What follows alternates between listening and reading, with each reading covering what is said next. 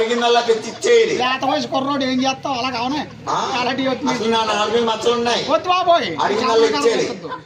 నువ్వు చేపనాకారాలు మనది కానీ అడిగిందల్లా తెచ్చేస్తారా? తెచ్చేస్తా. సముద్రం పడుతుంది పెళ్లికి. సముద్రం ఇక్కడ లేదండి, ఇక్కడ గోదావరం దగ్గరలో రాజమండ్రిలో. నువ్వు పడుకో అందులో. సముద్రం సముద్రం కదా. పెళ్ళంటే ఏమైనా గోంగూర చింతకూర అనుకున్నా ఇష్టం ఉండే పెళ్లిగా. పెళ్లి అంటే పెళ్లికి నవపప్పు దినుసులు పడతాయి. పప్పు దినుసులా? ఆ పప్పు దినుసులు నవపప్పు దినుసులు.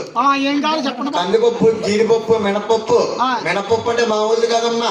పప్పుకి 11 కప్పులు వస్తుంది. డబల్ హార్స్ మినపగుల్లా అమ్మగారు అదే వాడతారు.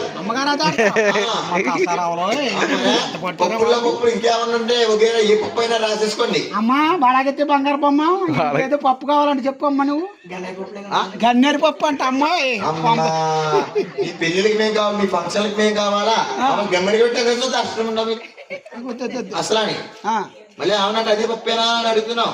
తిరుమల కంపెనీ ఇప్పుడు అబ్బాయి చేత గీజకు వచ్చి ఇస్తాను. శిశువా వినాయకుని తీసుకురా, వినాయకుని తీసుకురా. గుళ్ళకెళ్ళి తీసుకొచ్చేస్తాను.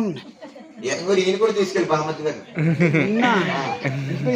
అంకుల్ గారు వస్తారు. తీసుకెళ్ళు. వినాయకుడి సాయం పెట్టినా కష్టం డబ్బులకి వినాయకుడు అంటే గుళ్ళో వినాయకుడికి వెళ్ళామనుకో ఆయన జోలికి వేస్తే తొండమిచ్చు కొడతారు, నలుగులో పడతాం. మరి వినాయకుడు అంటే పసుపుతో చేసిన, సున్ని పిండితో చేసిన, మట్టితో చేసిన గౌరీ పుత్రుడు గణపతి దేవుడు కావాలి తొలి పూజకి. గణపతి దేవుడు ఇదిగోనండి. ఇక్కడ పెట్టిన ఆయన ఈ రోజుకి అబ్బాయి పెళ్లి కొడుక పడుకున్నా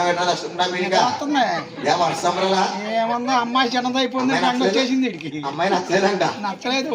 బ్యాక్ వచ్చేసింది కదా అమ్మాయి. అమ్మాయి షూర్ బ్యాక్ వచ్చేసింది. అందుకని రాత్రి లైటింగ్ తేడానే రేపొద్దున ఎర్రగా